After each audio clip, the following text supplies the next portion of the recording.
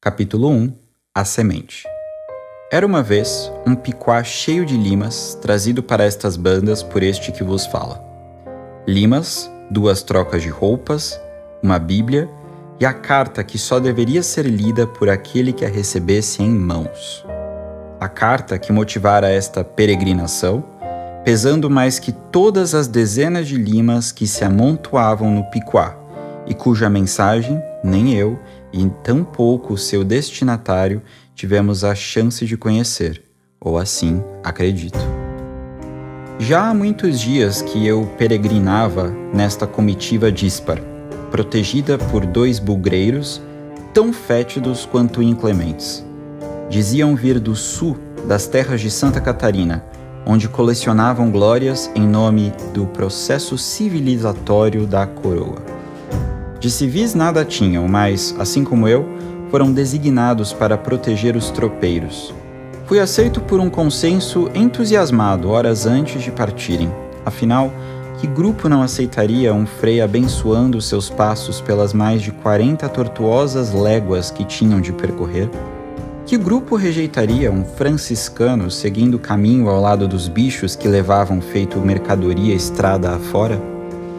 E lá íamos todos, os bois, as mulas, os cães, eu, 5 tropeiros e os bugreiros sulinos, que careceriam de muita reza e piedade para que suas almas, se é que as tinham, fossem salvas.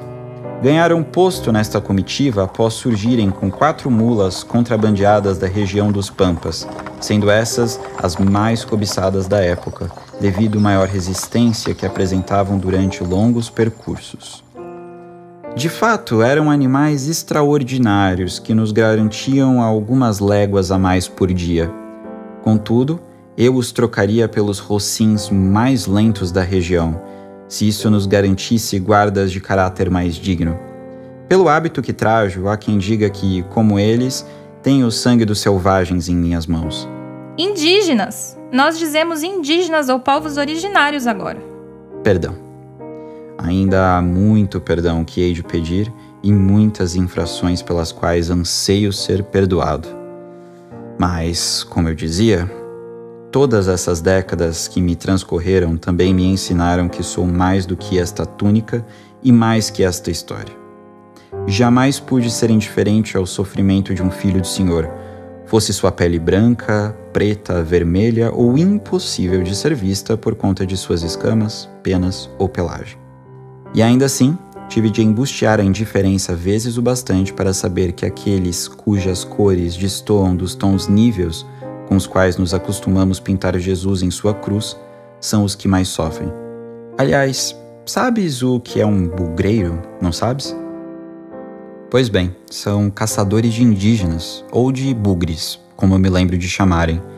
Lembro-me de se vangloriarem por colecionar as orelhas de suas vítimas e também da banalidade com que narravam os horrores aos quais as submetiam. Queimavam suas aldeias, forçavam mães a verem as mortes de suas crianças e homens a assistirem às mulheres sendo violentadas. Faziam isso em nome da coroa e a coroa os recompensava. A essa altura de minha vida já havia ouvido todo tipo de boatice sobre a selvageria que acontecia no mato. Mas a conversa sempre era sobre como os povos da mata eram hostis e sobre como tanto sua evangelização quanto seu completo extermínio eram justificáveis. Vez ou outra chegavam até nossos ouvidos falatórios que davam conta de explicar a má fama dos bugreiros, mas, assim como muitas outras coisas, resolvíamos com um sinal da cruz e um dar de ombros. Aquele chasco ao narrar a ceifa de vidas inocentes e indefesas era inédito para mim. Fé era tudo o que eu tinha além daquele piquá, e ela minguava tal qual as limas diminuíam a cada légua. Chegaríamos a nosso destino dentro de alguns dias, mas a cada causo de barbárie que ouvia, mais longa a jornada parecia. A lama de alguns trechos, as picadas dos borrachudos, o mormaço das tardes e o frio das noites, nada me perturbava mais do que escutar a voz daqueles homens descrevendo atrocidades cometidas em nome da igreja e da coroa. Em alguns trechos, meus ouvidos eram penitenciados pelos ruídos misteriosos do mato que nos circundava, e pela carnificina relatada com um desnecessário apreço por detalhes, muitas vezes acompanhados por risos de escárnio oriundos dos demais homens do grupo. Rezava todo o rosário em voz alta como forma de escudo contra aquelas palavras tão sórdidas, só que a boca secava, eu me distraía, e no momento seguinte, uma semente de dúvida brotava em meu coração. Quanto tempo mais até estes homens sofrerem as consequências da ira divina? Ou quiçá, quanto mais de fé eu precisaria encontrar em meu coração para enxergá-los como filhos de Deus? Seria eu capaz de conceder a extrema unção caso a maleita se apossasse de seus corpos? Estaria eu blasfemando por duvidar do plano de Deus para este reinado tão núpero em uma terra tão vetusta? Estariam eles fazendo o trabalho do Senhor enquanto eu o questiono em meu coração? Fizemos acampamento nas últimas horas da tarde, após nosso líder, um tropeiro experiente cujo nome já não me lembro, anunciar que uma tempestade se aproximava. Ele era o único que carregava um relógio e uma bússola consigo, o que lhe concedia uma camada a mais de autoridade para além da hierarquia pré-estabelecida. Uma parte do grupo foi se banhar em um riacho a poucos metros, enquanto eu, o cozinheiro e um dos bugreiros ficamos com os animais. Comeríamos toucinho no feijão acompanhado de um refogado de couve, o qual tomou toda a atenção do cozinheiro. Era um homem de pouca conversa, gentil em nossas interações escassas e que parecia mais preocupado com a alimentação dos animais do que com a nossa. Possuía vasto conhecimento sobre ervas, algo que demonstrava com humildade somente quando perguntado. E assim estava ele, compenetrado nos preparativos de nossa ceia, observando os cães tirando uma bela soneca e fingindo prestar atenção em qualquer coisa que o bugreiro dissesse. Para evitar tagarelice com aquele sujeito detestável, me propus fazer um pequeno inventário de meus pertences, a fim de reorganizá-los dentro do piquá, já bastante surrado e úmido neste ponto da viagem. Entretanto, os retruques monossilábicos do cozinheiro extenuaram a paciência da infeliz criatura que, por sua vez, recorreu a mim para escapar de seu enfado. Veio de conversa mole, lenga-lenga, queria saber onde eu nasci e quando resolvi que seria religioso. Perguntou-me se eu já havia visto algum milagre e por que eu me vestia diferente dos outros vigários que ele conhecera. Tentei responder com ainda menos sílabas que meu taciturno colega, mas, como já deves ter percebido, sou muito linguareiro. Quando me dei conta, lá estava eu, confidenciando a estranhas particularidades de minha vida na fraternidade, desde os motivos que me levaram aos caminhos do Senhor até os fidalgos que não pagavam o dízimo de acordo, passando ainda pelo zelo que eu depositava em minhas limas e seu poder de prevenção de doenças. Francamente, eu não sei o que leva 5 homens a demorarem tanto para se banhar em um riacho, mas foi o bastante para que eu compensasse todos os silêncios do cozinheiro e me esquecesse momentaneamente do quanto desprezava o bugreiro. Em dado momento, notei que o chucro parecia ter se arrependido da prosa que iniciara e tratei de concluir minha falastrice. Não sabíamos ao certo seu nome, pois atendia pelo codinome de Guaicuru. Era um sujeito de estatura média, de musculatura bem desenvolvida, possuía madeixas longas e encebadas que escondia a maior parte do tempo embaixo de seu chapéu surrado. Seus dentes eram podres e seu hálito fétido, o que ele tentava aplacar mascando tabaco com hortelã. Uma figura verdadeiramente medonha, constatação inevitável, sobretudo em 2 situações: no escuro do anoitecer e quando ele fazia o desfavor de sorrir. Banhado pela fraca luz do luar que penetrava a copa das árvores, Guaicuru passou a me fitar, até que meu olhar cruzasse com o dele novamente, me dando um sorriso de orelha a orelha logo em seguida. E esta grotesca mirada foi acompanhada de uma sórdida observação. Este rio ao lado é o Tatuíbi, que na linguagem dos bugres quer dizer rio do tatu pequeno. Quiçá amanhã caçamos os 2, o tatu e o bugre. Desde o termo que hoje sei ser maldoso e ofensivo até a menção de caçá-los, tudo naquela frase me revirava o estômago. Talvez ele só estivesse querendo me provocar, ou ainda, de uma forma doentia, quisesse me impressionar. Porém, tudo o que se passava em minha mente é que no dia seguinte eu veria se materializar todos os horrores relatados por ele e por seu comparsa. Horrores estes, dos quais eu seria cúmplice.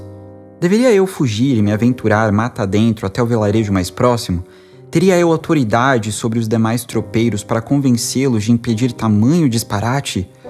Ou deveria eu confiar com mais fé nos planos do Senhor, Quem se encarregaria de proteger aquelas pobres almas para que não cruzassem o caminho de nossa comitiva?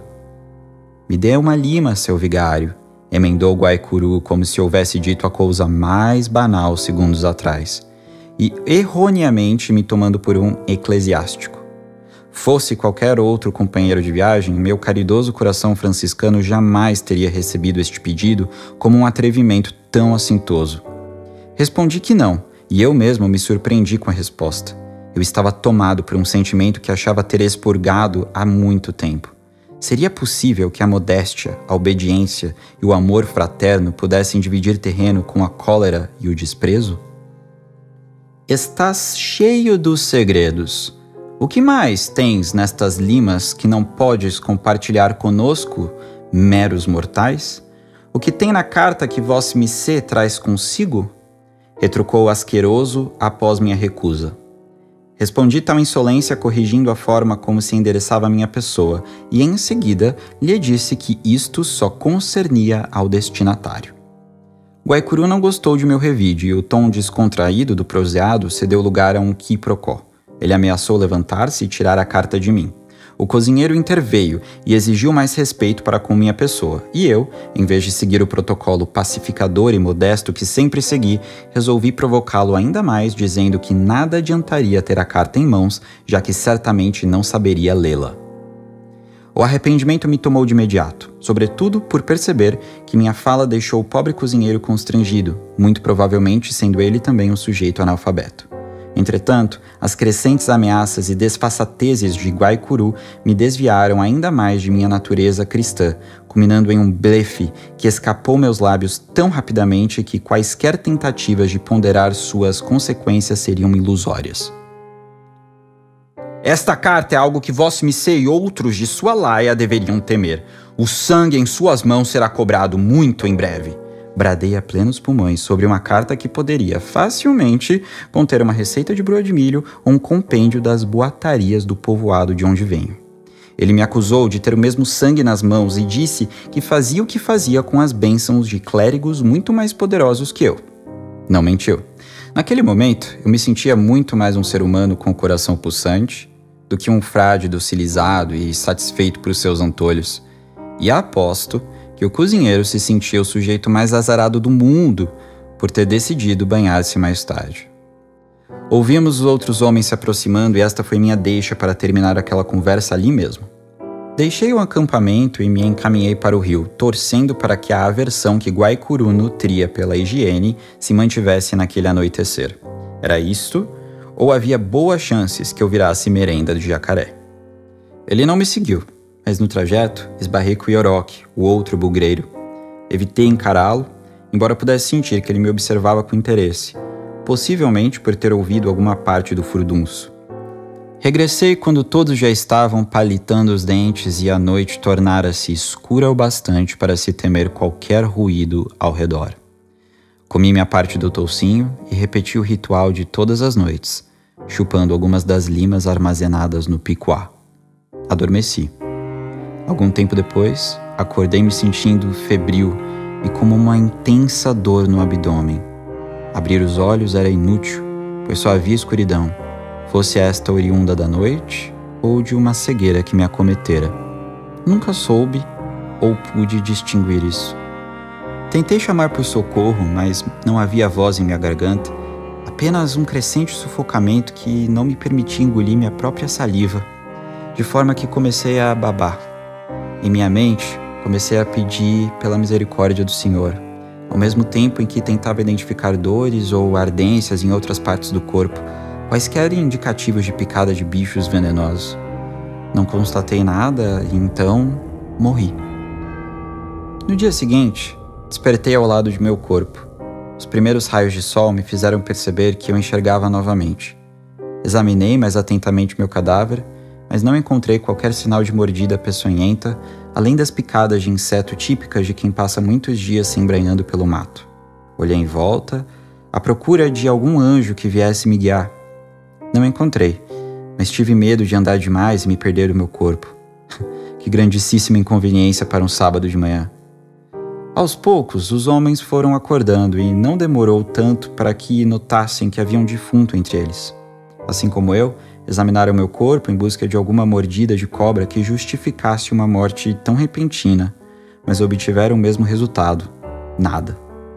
Redistribuíram meus poucos pertences e o tropeiro líder se encarregou de proteger e entregar a carta. Chegaram a cogitar deixar meu corpo por ali mesmo, como um regalo para as onças e os urubus. Porém, bons católicos como fingiam ser, optaram por proporcionar-me um enterro digno, com direito à oração e a algumas palavras soltas. A cova foi aberta no pouso do Tatuíbi, uma área conhecida como Morro Azul, dada sua coloração azulada quando avistada de longe em determinada hora do dia. Do trajeto até lá, lembro-me pouco, mas recordo-me bem do momento em que decidiram que as limas seriam enterradas junto de meu corpo. Lembraram-se de que o único hábito destoante que eu mantinha do restante do grupo era justamente o consumo destes cítricos, o que os levou a algumas hipóteses estapafúrdias, como a de que uma cobra teria mordido uma das limas e que esta teria conservado seu veneno, e outras nem tanto, como a de que alguém teria envenenado uma das limas de caso pensado. E eis o ponto no qual discordamos. Eles temiam que as limas tivessem sido envenenadas antes da viagem, enquanto eu tinha a convicção de que elas haviam sido adulteradas na noite anterior. Olhei bem para os dois sanguinários enquanto sepultavam aquele corpo que outrora habitei. Não havia traços de remorso em suas fisionomias, mas sim um ar de satisfação. Mantiveram-se calados durante todo o processo e deveriam se considerar sortudos por eu ainda acreditar ser pecado levantar falsos testemunhos contra possíveis inocentes. Mas foram eles. Infelizmente não havia rancor o suficiente para assombrá-los, e eles sequer podiam me ver para tal traquinagem. Eu não estava enraivecido. Em vez disso, um imenso fascínio pela minha nova condição me tomava por completo. Resolvi deixá-los ir e fiquei por ali por algum tempo. Ao longo dos anos fiz algumas viagens até a fraternidade para rever familiares e me atualizar sobre suas vidas. Contudo, sempre voltava ao local onde meu corpo repousava. Mais tarde, descobri que é um processo natural das almas vagantes e, por isso, me sentia tão solitário, já que morri no meio do nada. Meus amigos do cemitério me consideram sortudo, pois não tenho que passar os dias ouvindo as lamentações dos vivos e as noites a lamentação dos mortos. Mas às vezes penso que teria sido bom ter alguém por perto. Economizaria alguns trajetos até a necrópole mais próxima, que ainda assim era longínqua. Por vezes, me flagrei desejando que os tropeiros que por ali passassem tivessem um mal súbito ou se acidentassem e batessem as botas a uma distância que fizesse deles novos vizinhos. Tolice. Pedia perdão a Deus logo em seguida e pedia que ele acompanhasse suas viagens, aceitando seus desígnios misteriosos para minha vida pós-vida. E assim o tempo foi passando tanto que as limas enterradas resolveram virar árvore. Nem chuva, nem vento, nem os ácaros da leprose impediram seu crescimento. Tornou-se uma árvore robusta, carregada de limas doces e que se erguia imponente e solitária no horizonte daquele morro azul. Foi ali, inclusive, que tive minha única interação com uma pessoa viva até hoje. Foi justamente um indígena da tribo dos Panguás. Certo dia eu vi se aproximar como se viesse de uma longa caminhada. Tinha o corpo nu, inteiro pintado de urucum, e uma expressão amigável em seu rosto. Inicialmente pensei que ele sorria para a árvore de onde colheria limas docinhas e graúdas, mas conforme foi se aproximando, compreendi que seu sorriso era endereçado a mim. Não conversamos, não por não falarmos a mesma língua, mas porque não precisávamos dizer nada. Ele colheu algumas limas, agradeceu a árvore e me lançou mais um sorriso antes de desaparecer ribanceira abaixo. Jamais voltei a vê-lo, vivo ou em espírito. Certa vez, ouvi dizer que os povos da floresta, quando morrem, fundem-se com a natureza ao seu redor. Não sei se é o caso, mas achei bonito. E torço para que meu amigo sorridente esteja bem e siga sorrindo onde quer que esteja. A partir de então, casas foram sendo construídas cada vez mais perto de meu pitoresco local de descanso. Tão pitoresco que a árvore nascida de minha morte serviu de inspiração para batizar o novo município que se formava ao redor dela. Uma bela serventia, até ser descartada para que cedesse espaço a mais pasto. Desejava para ela um destino um pouco mais fortunoso que o meu, mas aparentemente estamos em uma terra onde é praxe ceifar. Ceifam aqueles que se opõem às injustiças, aqueles que se conectam com a floresta e até mesmo aquela que lhes dá nome, identidade e a doçura de seus frutos. Desejo um futuro diferente para meus novos vizinhos. Mas por ora, foi-se o frade e fica seu fantasma. Foi-se o azul e fica o morro. Foi-se a lima e fica a limeira.